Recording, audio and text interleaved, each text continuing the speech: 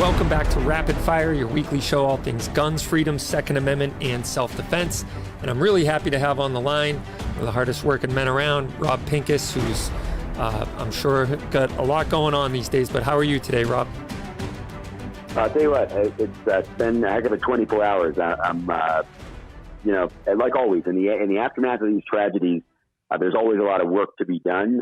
Some of it is responding, and some of it is honestly getting the word out about what's important and getting people focused on, what we really can do. Unfortunately, I got out of a lunch meeting yesterday and I'm out at my Western headquarters. I've had, since I was up there with you guys, it's been kind of nonstop. And this week was supposed to be a little bit of an admin week before I get back out on the tour. I got done with a lunch meeting yesterday here in Denver and heard about the news about this unbelievably horrific killings down in Texas. And of course, it's right on the heels of still talking about and dealing with the aftermath of the event in Buffalo, New York. But as is typical, the talking points are out there, right? Everyone's got their list of things that they want to do that are restrictions and laws and controls. And on our side, we've got the list of finger pointing at the people that just want to take away our rights. And I think some of it is obviously valid, but it's really not where we need to be focused. So let's not fall into the talking point trap this segment, huh? Yeah, exactly. So along those lines, like you said, both sides usually gravitate to the typical talking points. What is your big takeaways from something like this, from the aftermath of another mass shooting? What is the 3 areas or 4 areas that you think are the most beneficial to focus in on? Well, I think that one of the things that's really become incredibly apparent, and unfortunately it's become so obvious that now some of the gun controllers are almost trying to avoid it, or they're casting it as a talking point, which it's really not, which is we need much more assertive, proactive mental health care and intervention in our communities, in our schools especially, but really nationwide. And I say even in the gun community, we need to be far more proactive and far more intervention minded. If we think something's off, we need to, with ourselves, go to, Walk the Talk America, WTTA.org, firearms friendly, anonymous and free mental health screenings available. Obviously you can get those kinds of mental health screenings just about anywhere now online. Or you can find a lot of free resources for mental health, and especially if you're depressed, thinking about suicide, things like that, in all the communities around the country. We've seen a rebirth and a resurgence of interest in proactive mental health care and intervention before crisis mental health care around our country. We have not moved nearly far enough, however. So I think that's one of these places where, I have to ask, about the New York case. Where's that mental health professional that did the evaluation after the person made the threats to do exactly what he ended up doing? Where's the person that evaluated him during an involuntary commitment and then said, no, everything's fine? Right. That person has some answering to do. And I think even in communities all around the country, there are these people on social media. There's kids that are troubled. There's kids that act out. There's kids that say they're going to commit violence, or they do commit acts of violence. Like we've heard about this mutilation of a stray cat that happened up in New York with the shooter up there. Like, where's the intervention that is maybe hard, right? Maybe it invades some privacy. Maybe it makes people uncomfortable. Maybe it's awkward for the parents or the family or the community or the school system to admit that they've got a potential problem here and action needs to be taken without as much regard, I think, for the delicate feelings or perceptions, because let's face it, 99.9% of the time, it blows over and it's not a problem. But man, look how horrific it is when the problem is real. Right. So I think that's the place we start, is proactive intervention, more assertive intervention. And let's find out, is there a problem here or not? And if there's not, we're sorry we inconvenienced you, family of, the middle-class family in America, but we had to intervene to find out because of the flags that were being waved. Mm. Yeah, it's a tough one. I know that, it used to be handled a lot at the family level too. Like if you knew somebody in the family was disturbed or not doing well, or maybe an addict or something, you didn't invite them to come check out the new gun you bought, right? I mean, it was just the way it was. In my case, especially, I know people that I wouldn't talk to and say, hey, you got to come check out the latest gun I got, and isn't this cool? That was just, just because Sure. of the. Yeah, I think we've overcorrected a little bit in the gun community. We've been on our heels fighting back against restriction so much that we maybe are occasionally, and it's the rhetoric, right? I don't think people really believe this way, but they say things like, I think everybody should have a gun. Well, nobody really believes that, I don't think. Should everybody have the opportunity? Until proven irresponsible or negligent or other identifiers such as, the lack of ability to control their anger or the lack of ability to understand the ramifications of some of their actions, or perception, dementia, hallucinations, judgment issues. Those people should be restricted from firearms ownership when they pose a threat to themselves or others. I think we agree on that, right? Mm-hmm.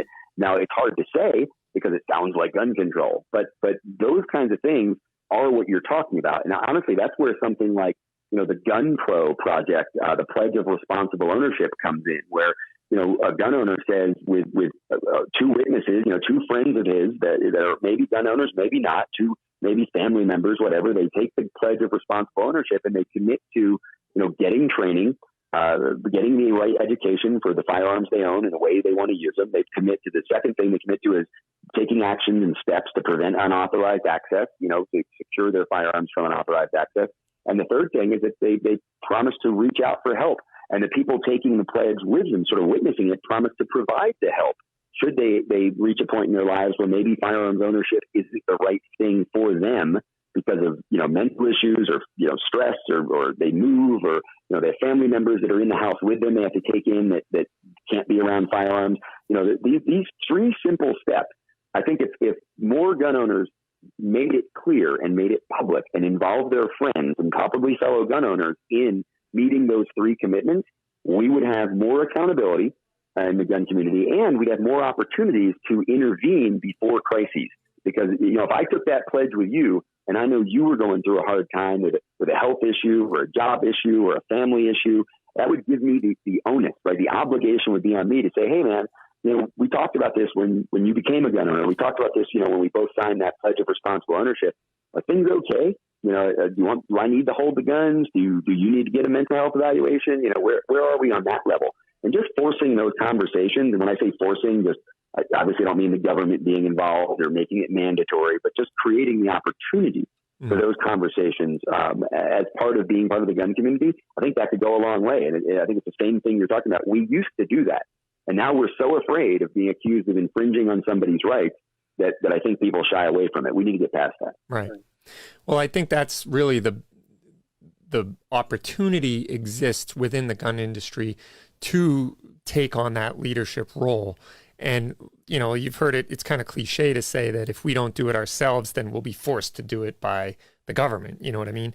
And, but the point is, unfortunately, a lot of people don't see the side of this from gun owners and don't assume we do nothing and that everybody wants everybody to have as many guns at their disposal as possible. But the truth of the matter is there are a lot of great groups and some that you support and some that, have others that have emerged.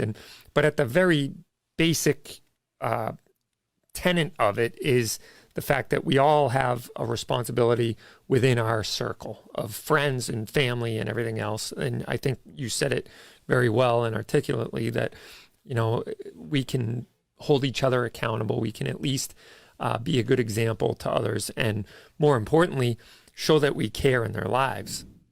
That's, I think, the part that really is always the glaring side of every tragedy like this is where the heck is this person's family and how do they get unencumbered access to guns if they are known to be disturbed or known to have mental health issues? Because I don't know of any case where someone just walks in the gun store, buys a gun the next day, does a school shooting without giving off any type of warning signs.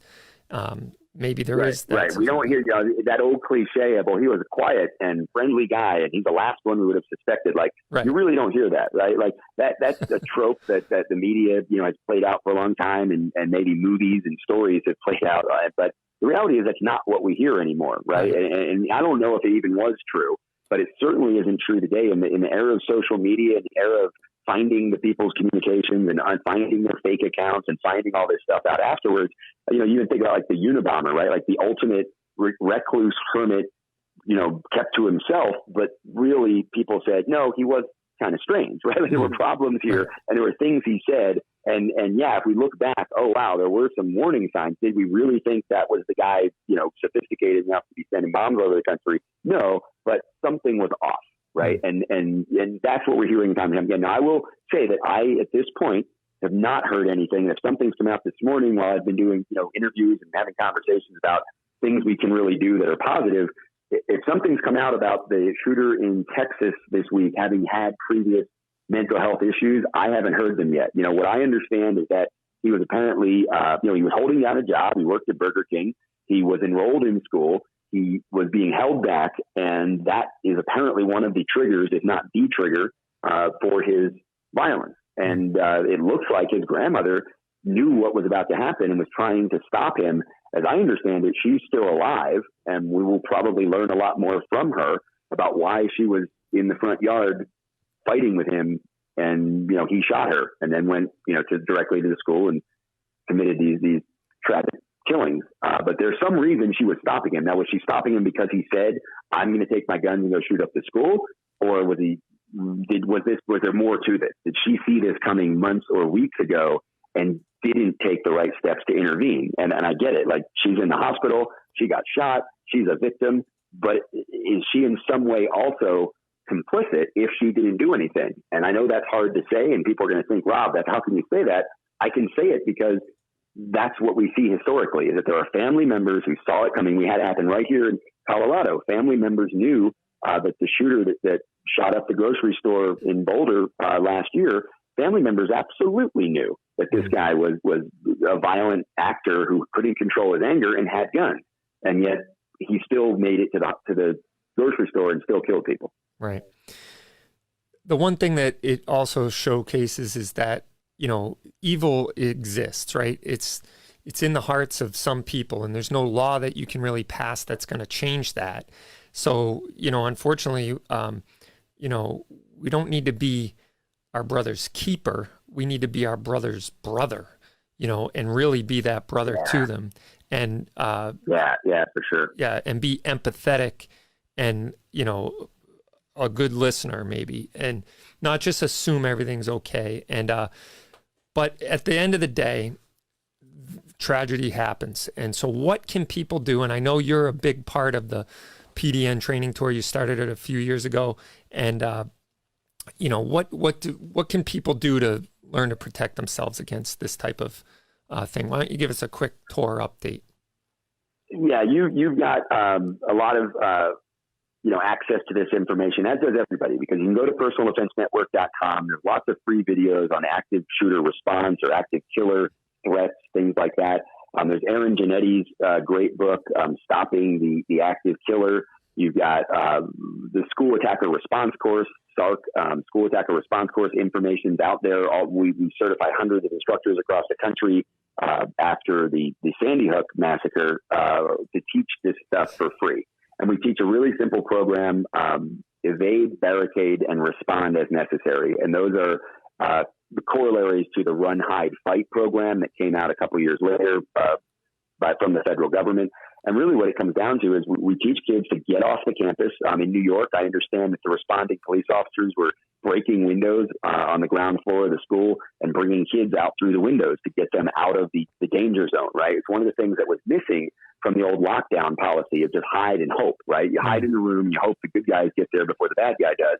We're telling kids, get off the campus. I don't care. I'd rather they take the risk of, running through the street, running through the town, being unsupervised. Maybe you're running through traffic. Like, let's do that instead of telling kids to hide in a corner and hope. Right. But then ultimately, even if you are not able to run away and you are having to barricade, we want to make sure the schools are equipped with the right kinds of barricade devices.